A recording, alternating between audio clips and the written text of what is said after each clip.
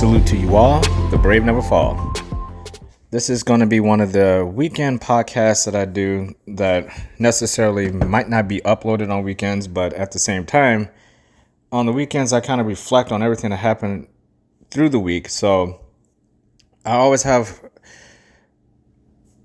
a day where I just get into my mind, I get into my soul, into my heart, and I really try to dig into my feelings and try to figure out before the new week starts, which for me is Sunday. I know a lot of people's work day or their work week or their new start of the week starts on Monday. For me, Sunday is the start of the new week, which is what it's supposed to be intended for to begin with. But because we have work week in school and everything, Monday is one of those things where people's beginnings start. For me, Sunday is the beginning of the week, and Saturdays I always go into a reflection mode. I was born on Saturday, so Saturday is my favorite day of the week.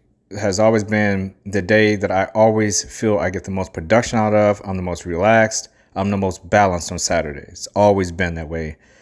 And I always find like finding your day is one of the things that helps a lot. Everybody has like a day. And I remember for a long time, it used to be Tuesdays for me because I'm a huge movie fan, and that's when the new releases would drop, and I do film reviews. So that was like my day to relax and kind of just enjoy myself. And it was a completely different feeling 20 years ago. Now that I'm 40, I'm not 20 years old, and I can't just sit around on Tuesdays and just do whatever. Now I'm in a mode where I need a day to kind of recenter, rebalance, reflect, meditate, and kind of have a day just for me, which is not so much like I need to be alone, but there's no work. There's the responsibilities of the work week of going to work and having to take the kid to this and the kids to that and meeting with these people and having all the meetings or whatever. Weekends, if you have a right circle of friends and they kind of share your same schedule, you can have an opportunity to really just focus on yourself and the people who are the closest to you. And that day is different for everyone. Some people, that day might land on Thursday, might land on a Friday. I just always thought it was important for me, even when I didn't even think it was important, I just realized that it was, that you have a day where you just can be completely yourself. You have more control over your schedule. You have some freedom in there to do some unexpected, spontaneous things. And you get some stuff done in there that is going to bring the most value to your soul. And that could be hanging out with someone. That could be going to a nightclub if that's what you're into, hitting the golf course, going to church, listening to music all day and having a glass of wine or cleaning the house, whatever makes you happy. That's the day you should do it. You should always do it on that day. And this goes back to building in routines and patterns for yourself and having self-discipline. This is one of those things where you're rewarded for self-discipline because you're going to have your day to kind of do whatever it is you need to do. Now, I know there are days and weeks and months that pile up where you feel like that free day is not going to happen. Believe me, it does happen for me all the time. We're not talking about that. We're talking about when the opportunity arises, you have to take advantage of it because you never know when that opportunity might go away and you might not see it for a long time. Especially when you start getting around holidays or you have a better job that requires more of your time, or you have a bigger family and friend circle of friends that takes up a lot of your time. You like to get out and do things throughout the week. It is hard for you to pick a day and just melt your way into it and just kind of float around and figure yourself out and balance yourself out. It's hard to do that for a lot of people. But we're talking about finding and creating those moments yourself. Now, if you can't find a day, what is the next best thing? The next best thing for me has always been you have to find moments throughout the day that will add up to a day or as close to a day as you can. You get as many hours as you can throughout the week to get those moments for yourself. If you can't have a full day, then at least allow yourself to have some rewarding moments throughout the week, throughout the day. And you have to break it down. You have to add these things in. They're very healthy and they're very important. Too many people go their whole lives without realizing they haven't slowed down and just taken the time to figure themselves out each day. It helps a lot. Just to quiet your mind, shut everything off, and just take a few moments to yourself think, but don't think too hard. And I think personally, as a person who does this all the time now, I don't know what my life would be like if I didn't do these things. I think I would be so stressed out and full of anxiety and doubt and worry and fear about everything that is creeping up in my life that it would overwhelm me. So it's very important for me at least 3 times a day to self-reflect, slow down, quiet out all the noise, and just find my center, find my balance, and try to figure out if there is anything in me, in my mind, in my heart, in my body that's ailing me, to be aware of it. And I like being aware of it, and I don't like being numb. I actually stopped drinking as much just so I could feel this feeling completely. I wanted to feel what my body feels like. Are there any aches and pains, anything I need to worry about? How's my heart feeling? Am I feeling overly emotional, or I'm not feeling emotional at all? That's scary as well.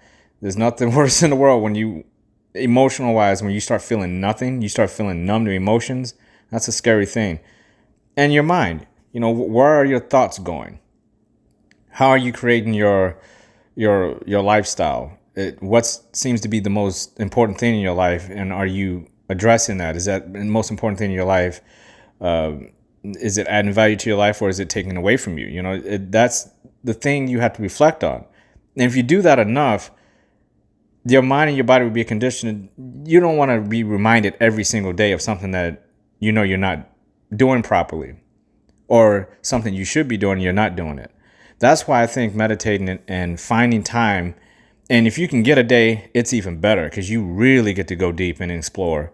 If you can find a couple hours to sit and meditate, now that may seem like a long time. Trust me, if you do it right and you find a way to do it, that 2 hours is going to feel very short.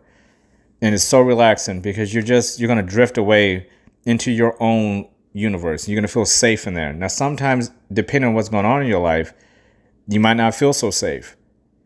But that's a good thing, because that means something is bothering you. There's something you need to work on. And you should celebrate that, because you get to fix it if you choose to. I always found that if you can find those little moments, regardless if it's a day where you can get 2 hours, or it's incremental throughout the day, where I sometimes, like when I wake up in the morning, I'll give myself 20 minutes just to figure things out. Usually midday or afternoon, it doesn't matter what I'm doing. I have to stop and I have to take a moment. It doesn't matter. It happens and I need to do it. And the easiest one is right before I go to bed. I can really just channel myself, prep myself for the next day, review what I did right and wrong that day.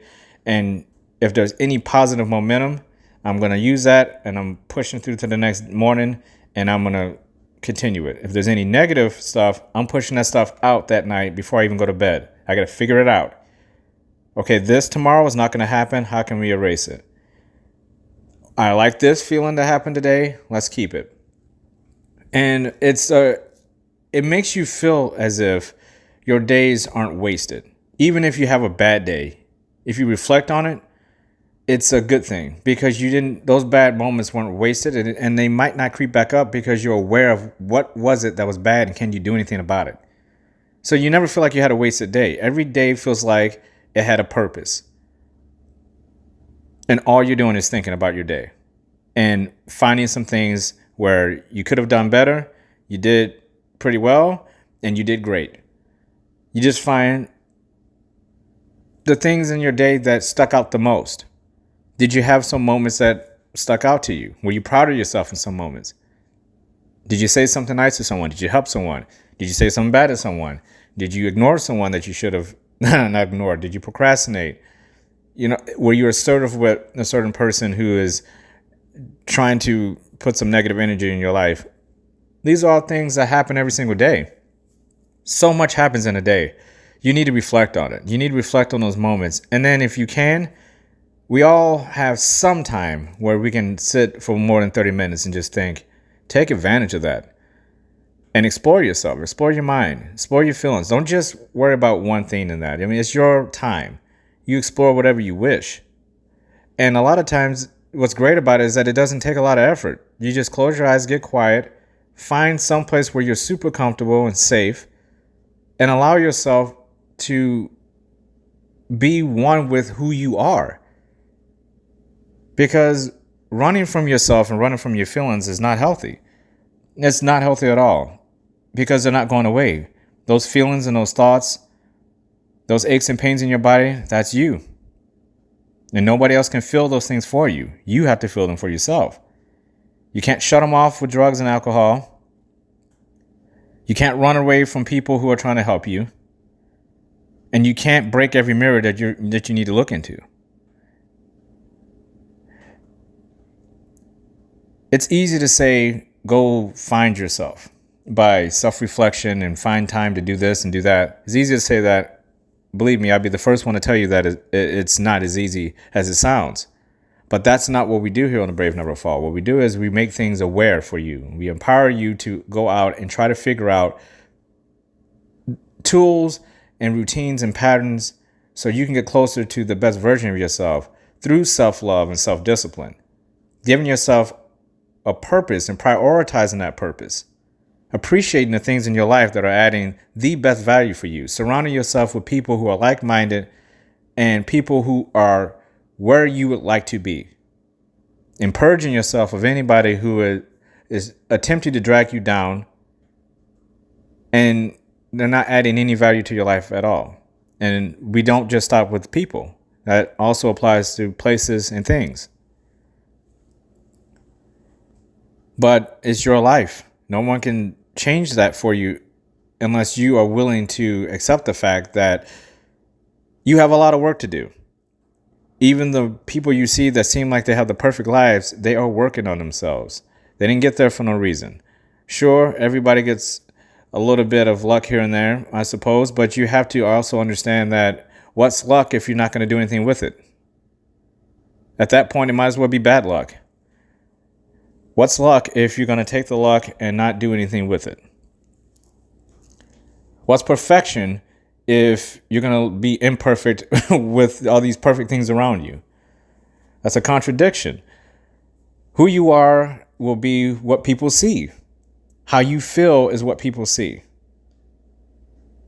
And you could fake it. They always say, fake it till you make it. Sure, you can give it a shot. I'd rather be more genuine and earn the positive things that people believe in me, to believe me to be, and believe that I can be.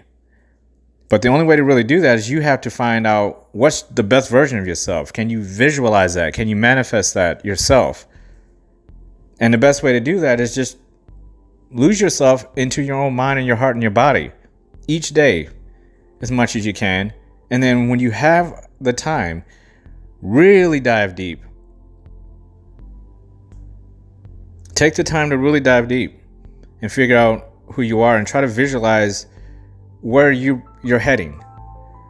And it's not easy at all, but it's your journey, it's your path. You can't see all the way down the journey. I don't know where I'm going to be at in the next few hours. I like that in a certain way because I trust myself, my intuition, and I've surrounded myself with positive, good people that I don't have to worry about where I'm going to be at in the next few hours because I'm strong enough to deal with whatever happens. And I have people around me who are the same. And that is something I cannot stress to you enough. You have to make sure you have all the tools in place or this will never work. Even if you can envision yourself to be one of the most powerful, wealthiest, beautiful people on the planet. And it's not going to matter if you have people around you that are so negative that they're dragging you down and distracting you and pulling you off your path every chance that they can get. To get there, you have to overcome things. And that struggle is going to be punching you very hard. You just got to keep going forward. And I think the easiest way to do that is once you start visualizing yourself being a better you, and you realize you're taking baby steps to get there, and when the opportunity comes for you to be able to walk, jog, and then run, sure, you could do that. It's up to you. It's your journey. Some people want to get there fast. I like things unnatural. I like to look at the scenery as I'm going through. I like a nice, natural, organic flow to my journey. I like to walk. Even though I'm a marathon runner, I'm a marathon runner for a reason. You don't race a marathon. You run a marathon. You jog a marathon. You get through it. The point is to get there, to finish. Doesn't matter how fast you run the marathon. Sure, you can have goals. You can say, hey, I have a time that I want to reach, and that's some motivation there. But the goal is to finish the race. It's important for you to understand that whatever methods you use to get to the place you feel like you need to be to better yourself each day, that's for you to figure out, because we're all unique individuals. So you have to find out what are some of the things that you love to do. Who are some of the best people in your life? What mentors do you look up to? Those are your foundations. You start with that. But the core, the base that it all stands on, is you, and you're standing at the foot of that path. That path is ready for you to walk on. You just step onto it and start walking. You're not going to be able to control everything that happens. Again, enjoy the scenery, because you can't do anything about the scenery. All you can do is walk the path. Make good decisions. When there's forks on the road, you have to make a choice. Trust your intuition, and you won't go wrong. It doesn't matter which one you take. What matters is trusting yourself that no matter which fork in the road you take, you're going to be able to handle what that fork is going to lead you to. It takes bravery, it takes courage, it takes understanding of yourself. That's why meditating and reflecting and just living in silence. I know a lot of people are afraid of meditation. They think it's something that is some kind of a skill. Who knows? For some people it is a skill. For me, it was something I had to learn, so I do kind of consider it a skill. But at the same time, it's me. So it's not about skill. It's not about trying to find a perfect way to meditate. It's about you figuring out who you are and finding out what's the best method for you to do it. And a lot of times that comes with, again, surrounding yourself with people who do the same types of things, and you just kind of pick from each person the things that work. That's how I did it. What works for other people are not going to work for you. You can do the same things and they may get something completely different out of it than you are. Most times they are. But you won't know until you try all the different methods. Put yourself out there in the universe. Explore. There's so much to explore, including your own mind, your heart, and your body. Balance that out, and you have a foundation to start the journey. And you get to enjoy that scenery and trust yourself that you're going to be fine. And that the best version of yourself is ahead. And you are in control of that. If no one else has told you this today, I love you. You deserve to hear that. Salute to you all. The brave never fall.